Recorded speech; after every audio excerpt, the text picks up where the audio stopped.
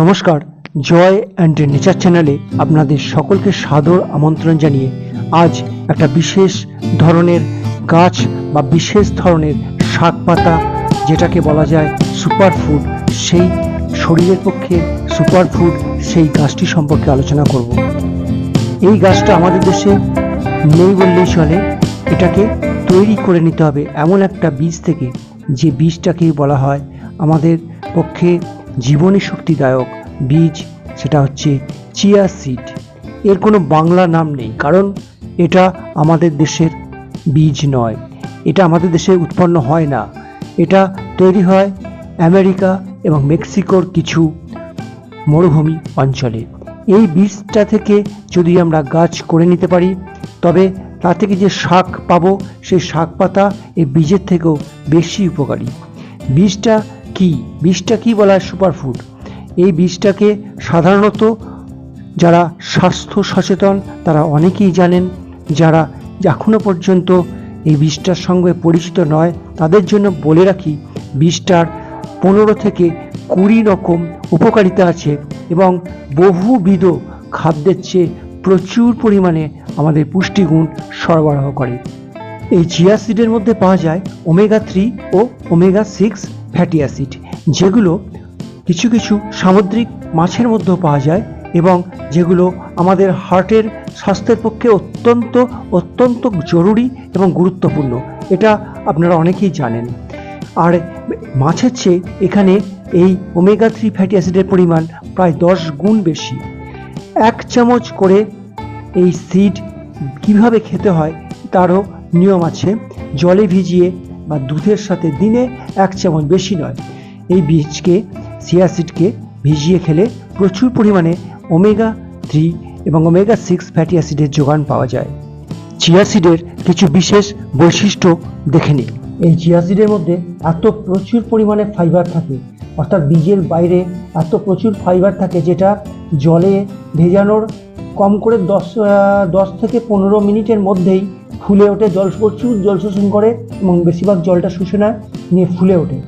তাই যে এবং একটা এরকম জেলির মতো থকথকে পদার্থে পরিণত হয়ে যায়।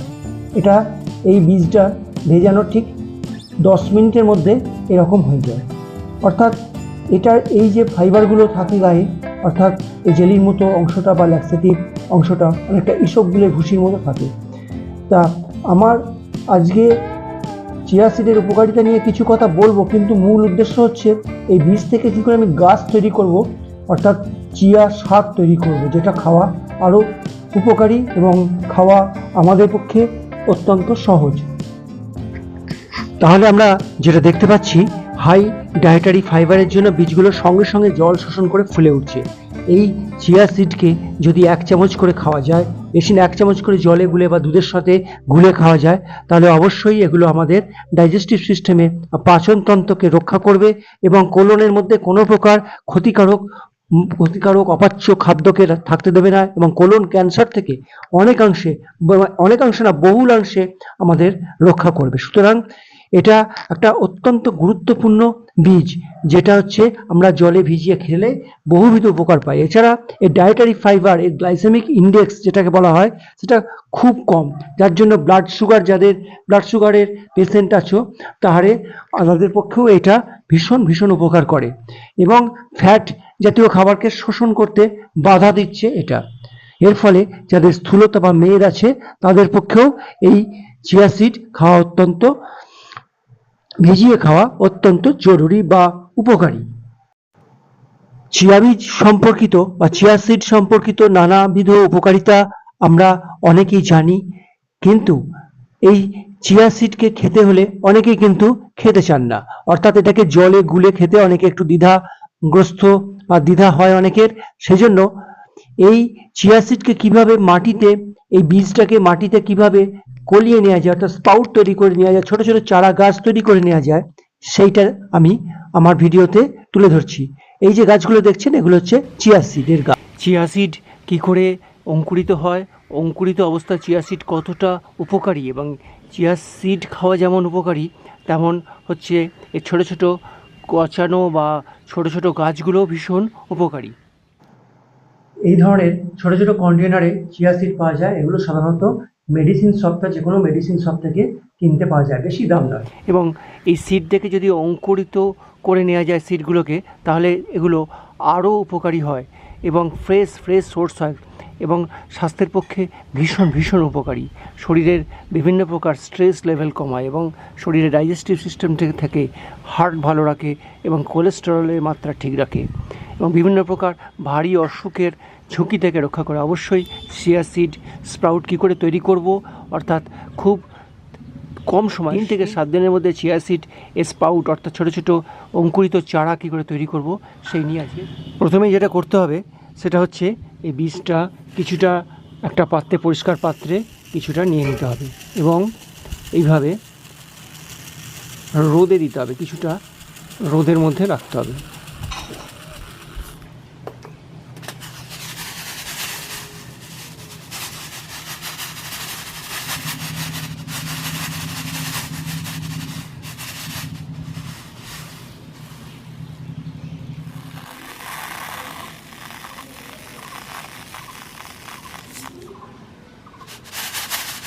সাধারণত জুলাই আগস্ট মাসের মধ্যে যদি এই বীজকে অঙ্কুরিত করার বা স্প্রাউট তৈরি করার প্রক্রিয়া শুরু করা যায়, 7 থেকে 10 দিনের মধ্যে এই আর্দ্র এবং অল্প উষ্ণ আবহাওয়ায় এগুলো অঙ্কুরিত হয়ে যায়।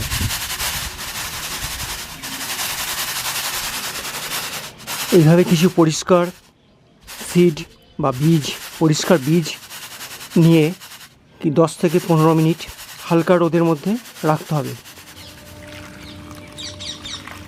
প্রথমে একটা প্লাস্টিকের পাত্রে কিছু পরিমাণ জল নিতে হবে, অল্প পরিমাণ জল নিতে হবে এবং তার উপরে একটা লেয়ার তৈরি করে দিতে হবে। একটা পার্চমেন্ট কাগজ বা সছিদ্র কাপড় দিয়ে একটা লেয়ার তৈরি করে দিতে হবে এবং কাপড়টা পুরোপুরি ভিজে যাওয়ার পরে সেইখানে এই বীজগুলোকে ঢেলে দিতে হবে আস্তে আস্তে,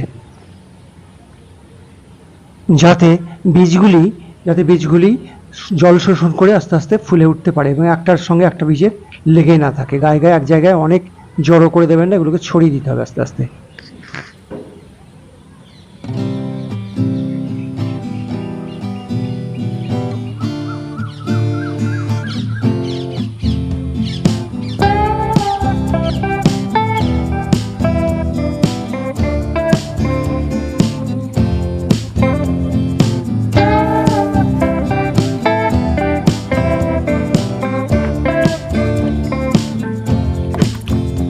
বীজগুলির ওপরে খুব অল্প করে জল ছিটিয়ে দেন, হালকা করে, বেশি জল নয়, হালকা করে জল ছিটিয়ে দেন যাতে এগুলো জল শোষণ করে। বেশিক্ষণ লাগবে না, 10 থেকে 15 মিনিটের মধ্যে এগুলো জল শোষণ করে ফুলে উঠবে এবং কাপড়ের সঙ্গে স্টিক হয়ে যাবে।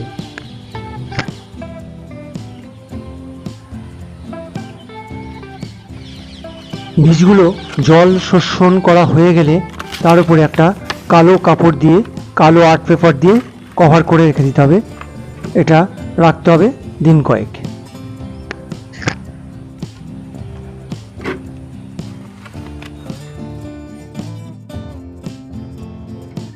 দিন 4-5-এর মধ্যে স্প্রাউটগুলো অঙ্কুরিত হয়ে যাবে, অর্থাৎ ছোট ছোট কলানো অংশ দেখতে পাওয়া যাবে। এগুলোকে স্প্রাউট বলে জেনারেলি। তাই এগুলো থেকে আরেকটু বড় হলেই ছোট ছোট এরকম চারা গাছ তৈরি হয়ে যাবে এবং এই চারা গাছগুলো ভীষণ ভীষণ উপকারী এবং চারা গাছগুলো যখন বড় হবে এর মধ্যে প্রচুর ম্যাগনেসিয়াম, ক্যালসিয়াম থাকে। এগুলো ভাতের সাথে শাক হিসাবে খেলেও বা আরও যখন বড় হয়ে যায়, গাছগুলো ক্রমশ বড় হয়ে যাবে, সেই অবস্থায় ভাতের সঙ্গে শাক হিসাবে খেলে শরীরের পক্ষে অত্যন্ত উপকারী।